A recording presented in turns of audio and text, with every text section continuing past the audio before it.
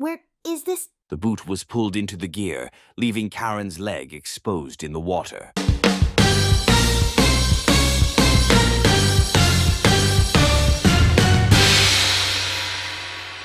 The Truth Sunken in the Sea of Steam. The final gear and the adventurer. Into another world. Karen had just finished a deep-sea mission and was preparing for the next directive.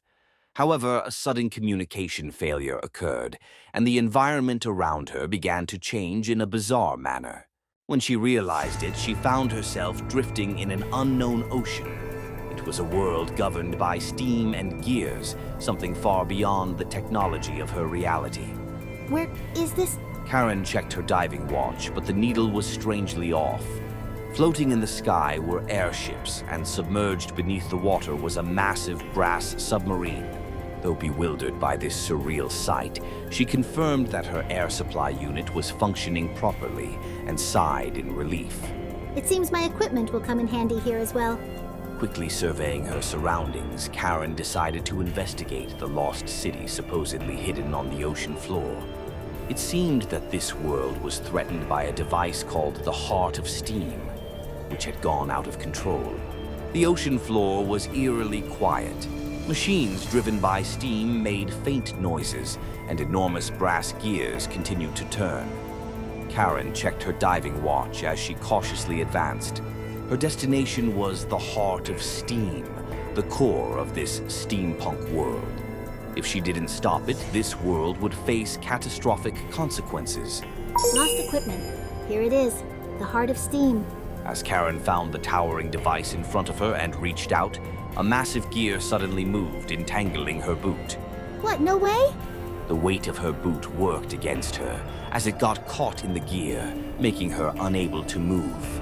Desperately, Karen tried to pull her foot free, but the rapidly spinning gear was drawing her in more and more. I can't let it end like this.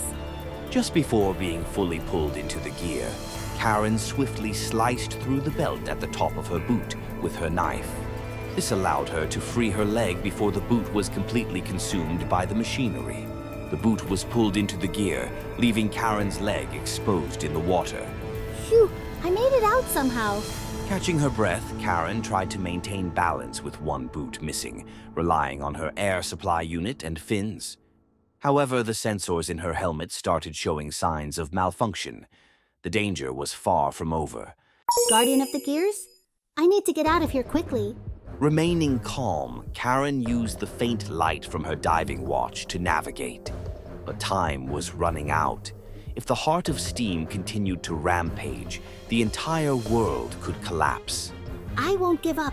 Never. In the darkness, Karen pushed forward with determination. Even without a boot on one leg, she used the remaining fin to propel herself. At last, she reached the Heart of Steam, where countless gears turned and high-pressure steam hissed and roared. This must be the cause. Karen attempted to access the heart to shut down the system.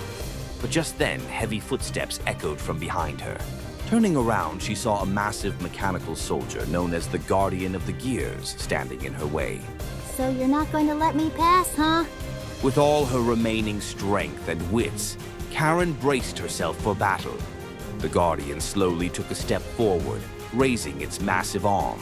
With the grinding sound of gears, it swung a heavy fist towards Karen.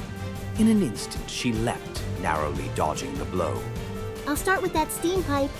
Quickly analyzing the Guardian's movements, Karen aimed for the steam pipe that powered its massive body. She darted behind it and stabbed the pipe with her knife. Steam burst out, causing the Guardian's movements to slow. This should do it. Karen operated the control panel of the Heart of Steam, forcing the system into overdrive. The room quickly filled with steam, and the Guardian, overwhelmed, came to a complete stop and collapsed. It's over now. Karen plunged her knife into the Guardian's back one last time, ensuring its complete shutdown.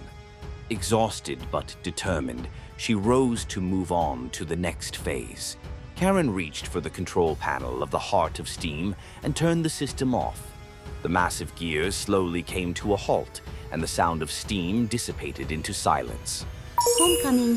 While basking in the satisfaction of completing her mission, A sudden vortex stirred once again in the water around her. That vortex again? Karen struggled desperately to resist, but the force of the vortex was overwhelming. Her vision swirled, and just as she felt herself losing consciousness, she saw a light shining through. When Karen woke up, the familiar ceiling of her apartment greeted her. She took a deep breath and looked around. She was back in her room in the skyscraper. Her air supply unit was quietly functioning, and the hands of her diving watch were moving normally. I'm back.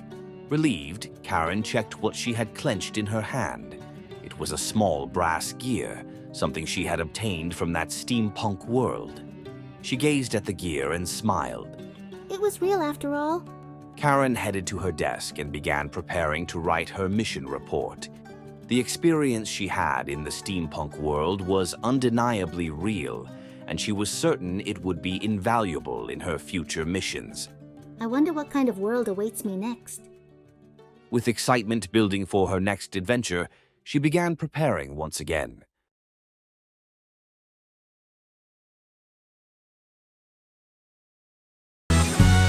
雪探せ怖くない